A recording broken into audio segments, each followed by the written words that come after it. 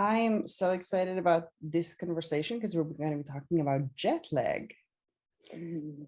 So, the first question to kick us off is what is even jet lag? And second part to that question, a lot of us will be traveling on the airplanes for the first time after 18 months, some for business, some for pleasure. How do we get back in shape? How do we do it? I love that. I love that. Well, to answer your first question, I don't know either. I don't know. I don't know what the heck is jet lag. What I'm going to say is probably going to offend a lot of people, but I'm used to that. I'm a scientist. I'm a mystic. It's okay. I don't believe in it. I don't believe there's any such thing as jet lag. I think we made it up.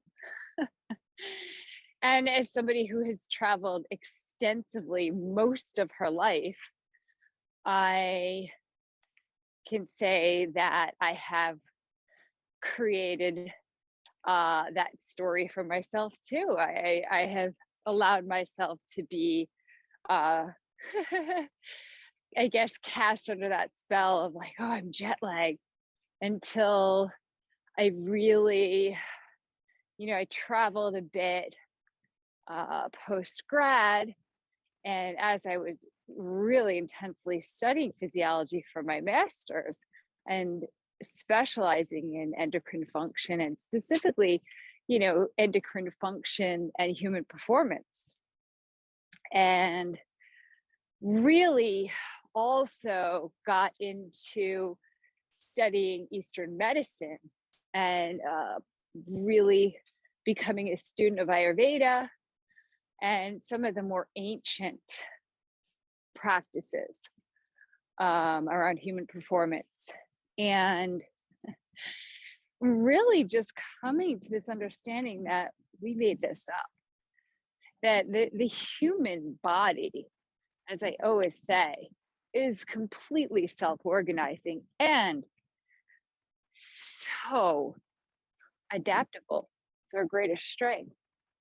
So it has the capability, it has the capacity to be anywhere, kind of in any time stream, and calibrate not only very quickly but very efficiently. There are what we call negative feedback mechanisms that place in the body at all times, which is what allows us to regulate our temperature when we walk into a cold room, or even just regulate. We have our own built-in noise reduction system. Our sensory system is so highly sensitive. We take it for granted. We don't realize how much our body will downregulate certain hormones, certain enzymes, certain chemicals, while it needs to upregulate others so that we can always maintain homeostasis, which is kind of this equal healthy state, no matter what our external environment is. We have a lot of external stimuli, including hopping on a plane and flying across several time zones.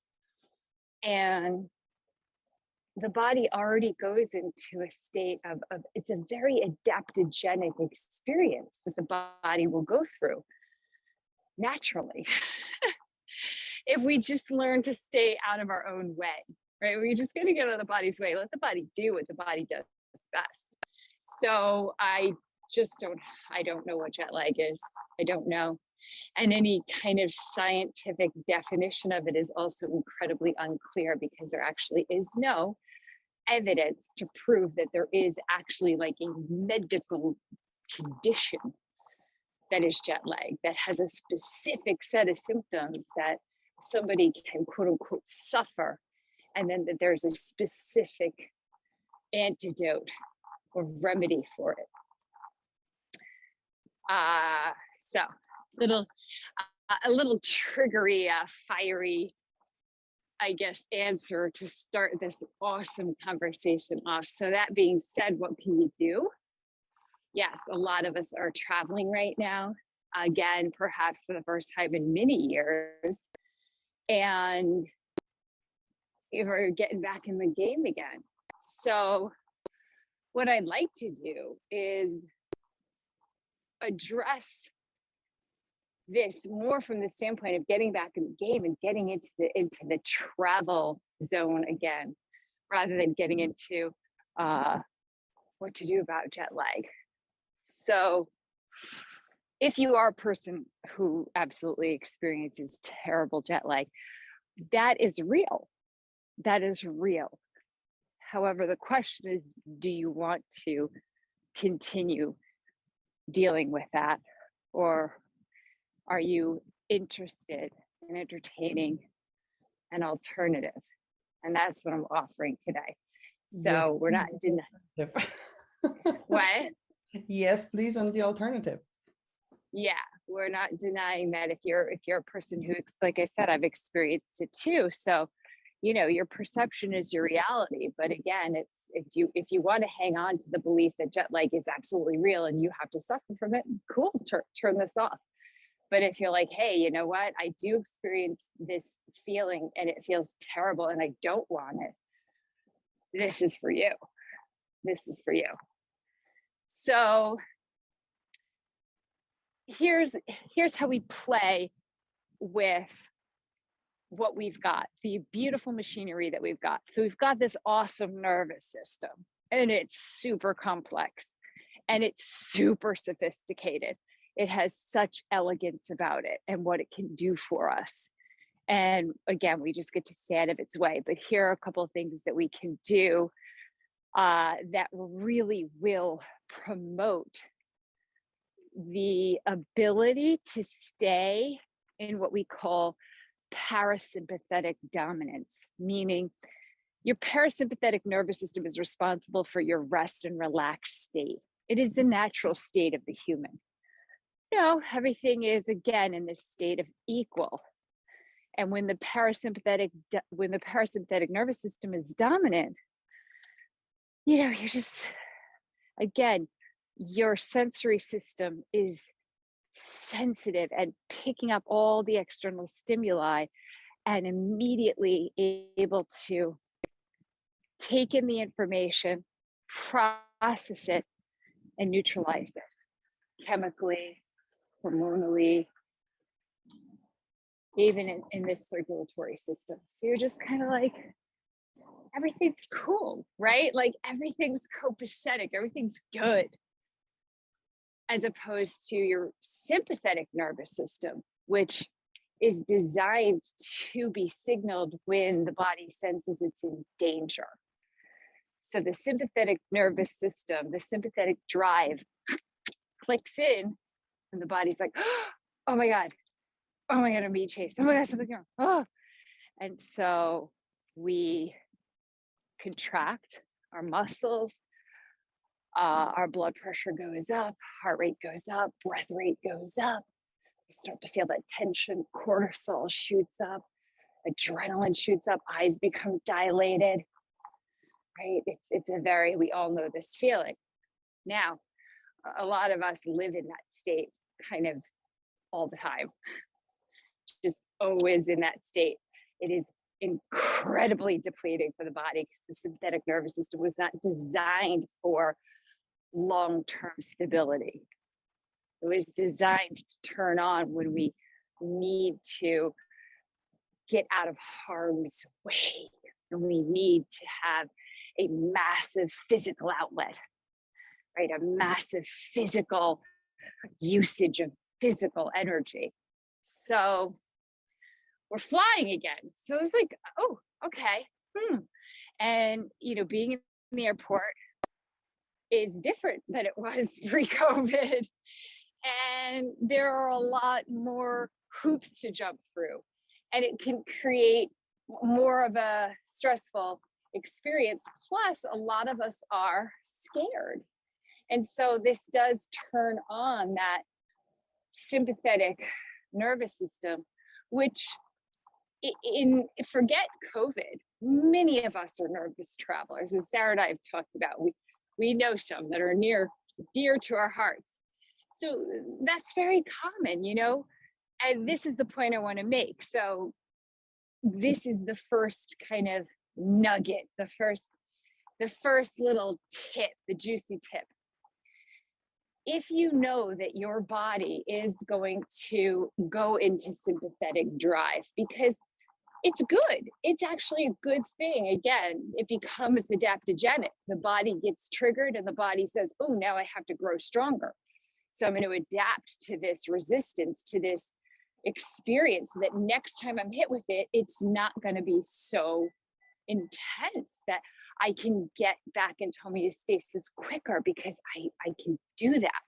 I can regulate faster because I've been through it and I've practiced, right? That's the name of the game. So that's why as you travel more, you get more and more used to it if you just stay out of the body's way. But we do all this weird stuff, right? Like we take all these pills and we do all these things, and we just upset the whole rhythm of the body with all of the external things that we think we have to take and do in order to get rid of something that may not even be real in the first place. I mean, it's real, but we'll leave that conversation on the shelf for the rest of this interview. So you know that you're going to put yourself in, let's say, a competition, right? Sarah, you're an athlete. Many of us grew up as athletes. We get this. You're to perform. You're to have a little sympathetic drive, which is good. We know how to harness that because we want to have the physical outlet. So you're about to perform. You're about to go on a flight, right? You're about to get to the airport. You're about to run around. You're about to, take your shoes off. And now you got to do it masked and socially distanced. And are you vaxxed or you're not vaxxed? Or you get on a flight, you staying enough apart. Oh, did you wash your hands up? Like all these things. Where's your luggage? Where's your kid?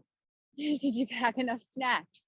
So most of us also have at least a window of time prior to a trip, right?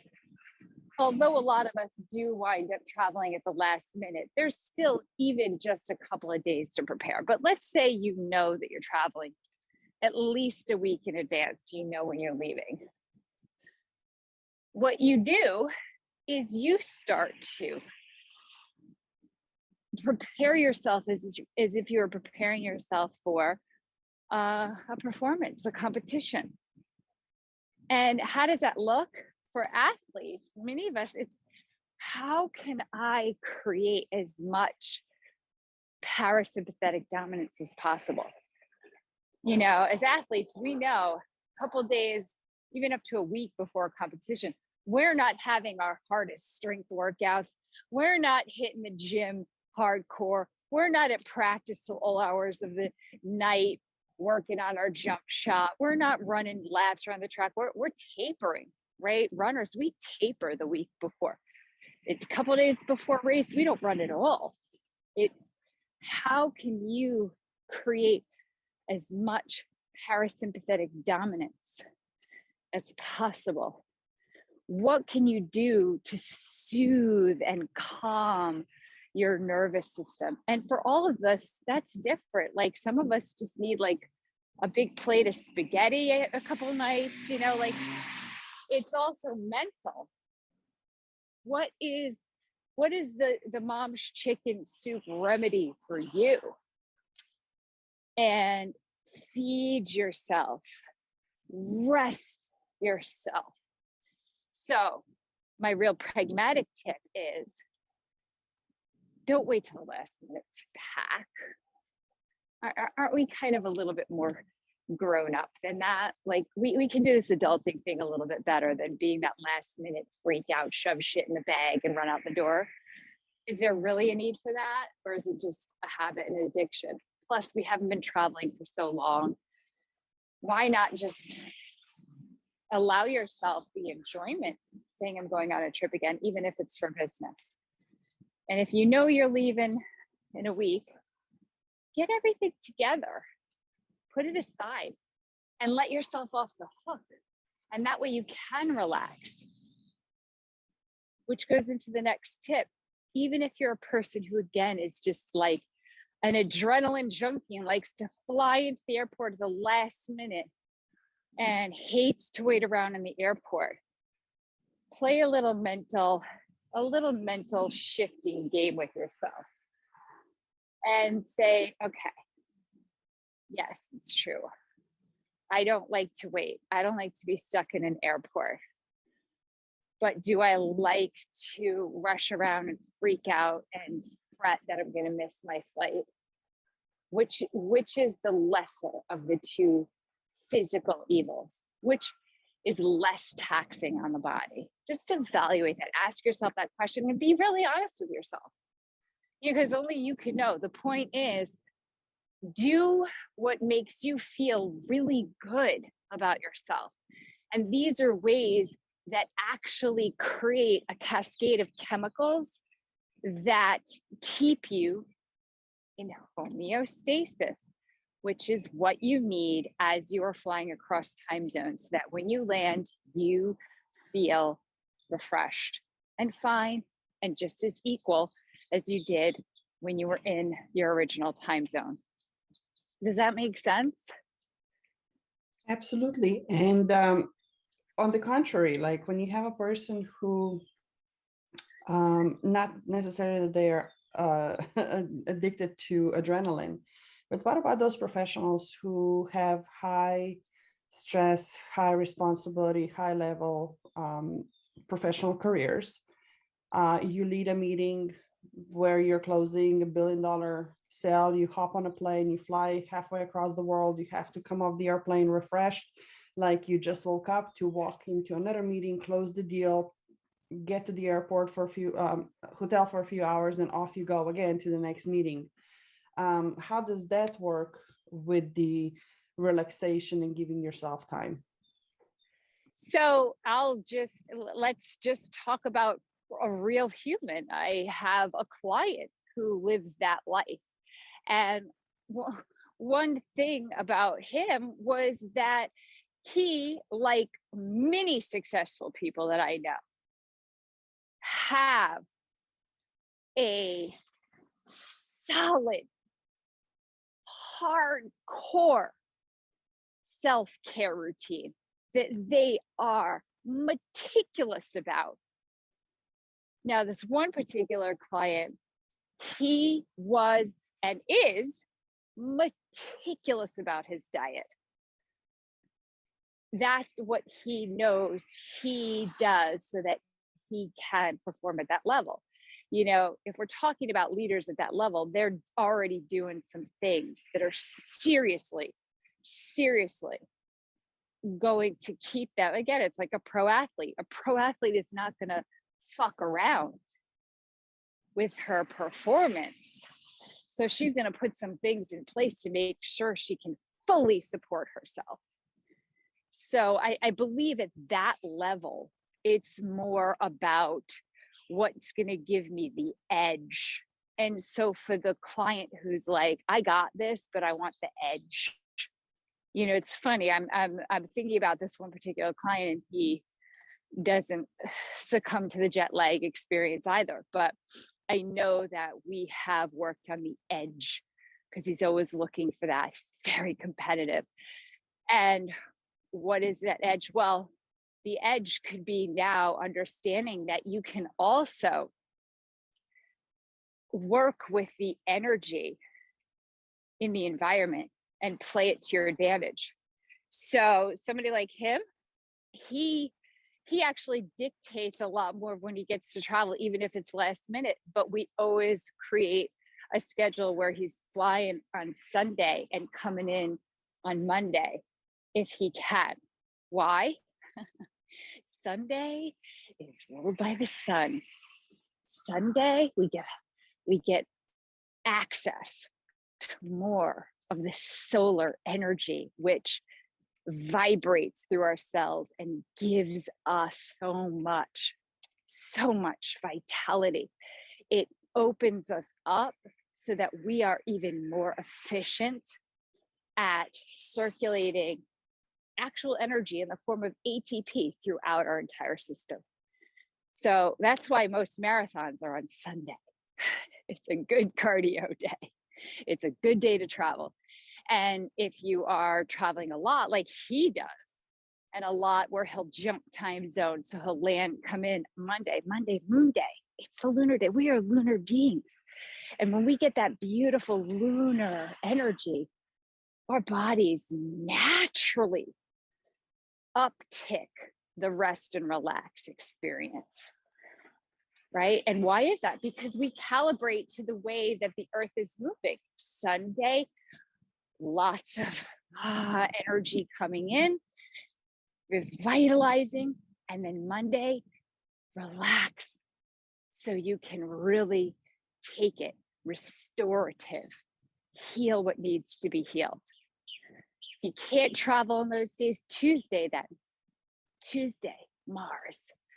Tuesday is like Mars. I feel action oriented. I feel organized. I feel good about myself. That's the frequency that's available. So these are when we get into those, like, again, what's the edge? What else can I do that's that next level of I don't even believe in jet lag. I'm over that. It's kindergarten, right? And yeah, I know how to pack, and I'm not going to get myself all up in a bunch about getting to the airport a little bit earlier. Even if I get there late, I got this. I'm looking for the edge. But I think it's really the conversation more about we're all rusty. We all have been out of practice. So setting ourselves up to get back into that travel swing of things and doing it in a way that will minimize the experience of feeling exhausted, run down, stressed. And it's really just like anything. When you have a very stressful experience, how do you feel after? Well, it really depends on how you've prepared for it. If you have a very stressful experience and you didn't prepare for it, you feel exhausted, hungover almost, right? But if you have a stressful experience but you've prepared well for it, then your body will just naturally know it's going to rest, it's going to restore, it's going to recover quickly. It already starts doing that as it's in that stress state because it's already trying to find a way to get back to homeostasis very quickly. So it's all about getting into rhythm again. So again, at that level, I think it's now, okay, can I tap into nature and my relationship to nature as a human as I jump time zones and, hop on 3 planes in 2 days. But being at the airport, getting there in enough time where you can, again, get inside your body and just notice what's happening. Do you have a shallow breath? Are your shoulder muscles tense? Are you even breathing rhythmically at all? Or is your breath real kind of dodgy and spotty, right? Shallow breath, shallow life, right? Dysrhythmic breath, dysrhythmic life.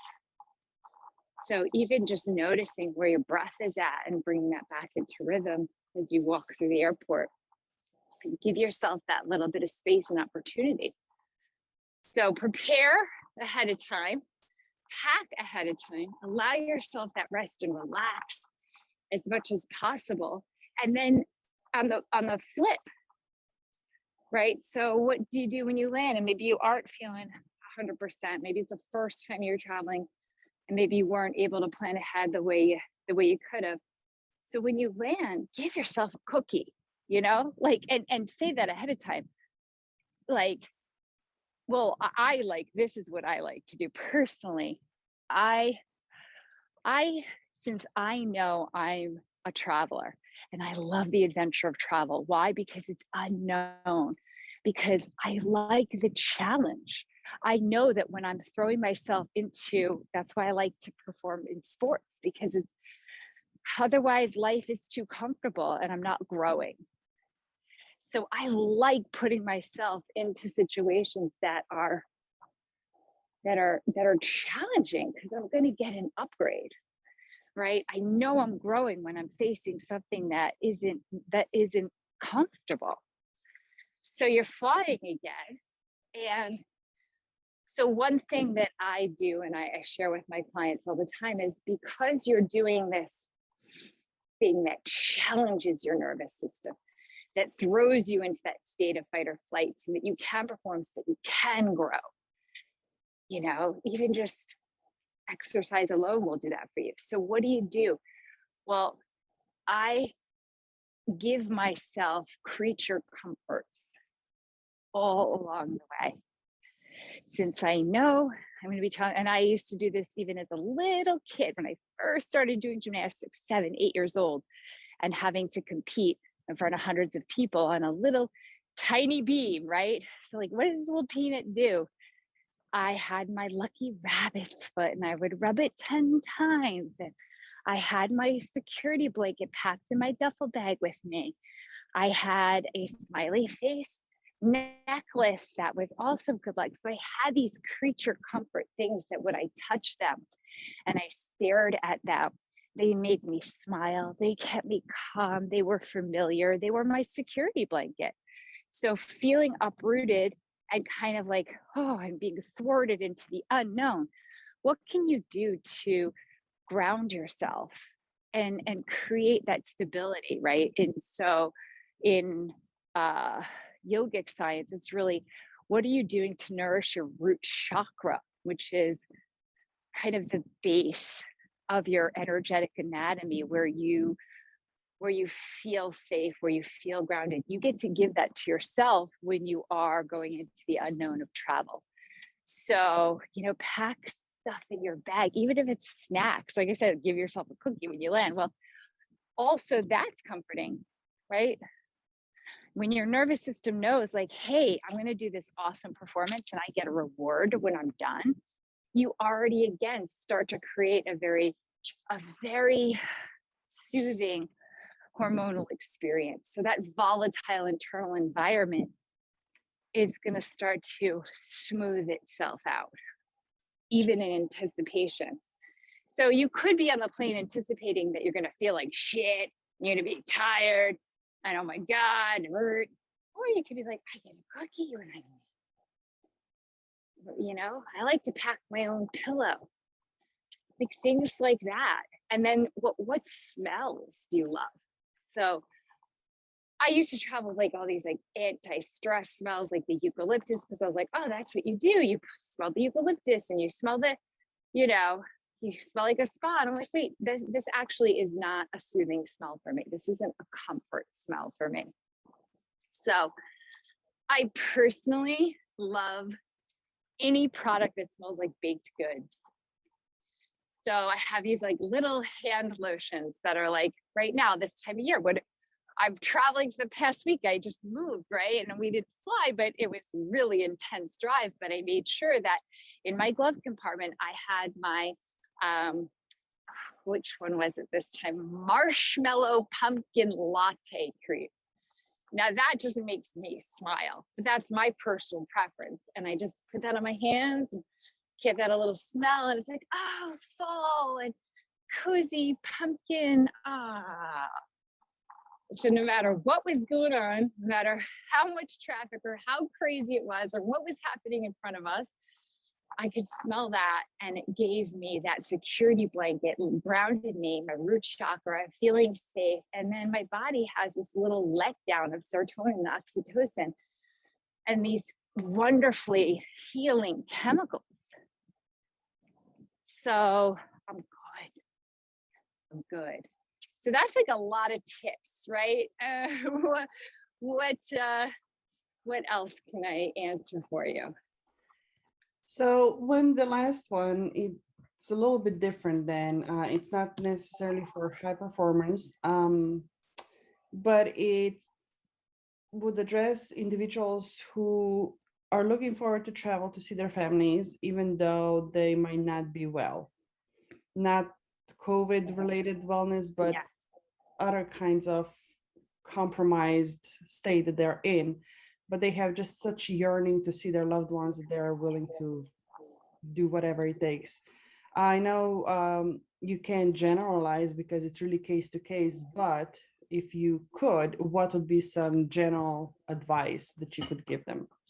Yeah, this is a nugget right here. This is a really controversial topic, and I actually have just been experiencing it very firsthand with a number of people that I know. So, just to address that very clearly, you have, let's say you suffered a heart attack and you've been instructed not to fly, not to travel, but you're in a state where you're like, wow, I haven't seen my kids or my grandkids in, let's say, 4 years. And now I just had a heart attack. And so, like, how much more opportunity do I have to see them? So you have this, like, it's a state of urgency. I want to see these people. And it requires me having to get on a plane to go see them, but I know I'm not medically cleared to do so. I know that it is unsafe in many cases with many conditions to fly, and not just unsafe for you as the person who has the condition, but unsafe for the entire flight, right? Because God forbid that you have an episode on the plane. So not to get into the doom and gloom of it, but that's very real. And a lot of people are experiencing this kind of, moral dilemma. What do you do? It's very understandable to just say, forget what the doctor said. I'm going to do it anyway. This could be the last time I see them, and it's the most important thing to me. If they can't travel, and whatever that looks like, and you are the one getting on the plane, I would, as the physiologist, responsibly offer the reevaluation of that decision first and see if there are any other creative alternatives that perhaps could be a safer mode of travel for you, and drop the state of urgency around it a little bit so you can see things from a much more intuitive, supralogical state of being. We tend to kind of make desperate decisions when we feel desperate, and it may wind up being it may wind up being not the best solution for us. So, you can get a lot deeper on that, but I'll just leave that there. So let's say you're throwing caution to the wind and you're just going to go anyway. Well, same rules apply, but take it to the next level. Take great care of yourself. And absolutely, if let's say you've had a heart attack, you are already taking such measures to keep yourself in parasympathetic dominance as instructed by your physician, by your cardiac rehab team. Be in touch with them, whether they know you're going to travel or not. But every single thing that they have told you to do that maybe you've done a little bit of or not to, do all of it. And then again, a week before you travel, or you may know a couple weeks before you travel, really begin that prep. Day of travel, make sure you have a companion. Make sure you have a companion to travel with, at least getting you to the airport, getting you in the airport, get a wheelchair, get yourself wheeled. Use the fact that you have some condition to your advantage when you get into the airport. Create the most favorable conditions you possibly can for yourself. So even if your pride is like, nah, I don't need the wheelchair, I'm good, take it. Take it. And don't just take it for you, but you're going to see your loved ones. The whole point of you being there is so that you can spend time with them. Do you want to get there and feel terrible? Do you want to get there and have another heart attack? Right? The whole point of you risking this and risking it for other people is so that you can see them. So play your cards right. Right? This is the performance of your life, literally. So if you're going to take all this risk to do it, take every necessary luxury to support your physical health along the way. And again, there are specific things you could do depending on the conditions that you have. Like, not everyone should be hydrated, So I don't want to get into specifics, but just whatever condition you have, stay in close touch with medical team that you trust, and whatever protocols they've been keeping you on since your event, do all of it. Do it like you've never done it before. And then that week before, get mindful. And then all the same rules apply. Your creature comforts on the plane. Have a companion with you. Don't pack if you don't have to be the one that packs, and don't take your luggage. Check your bag or have someone else do it. So you literally show up at the airport, you show up nice and early, you treat the airport like a spa, with valet service for your body, somebody comes up, puts you in a seat, you roll out in style. And you get wheeled everywhere you need to go. You get wheeled right to the front. You ask to get seated first. You can get primary seating. If you could get, business class or first class, if you're in that financial position to do it. And just allow yourself to be completely pampered.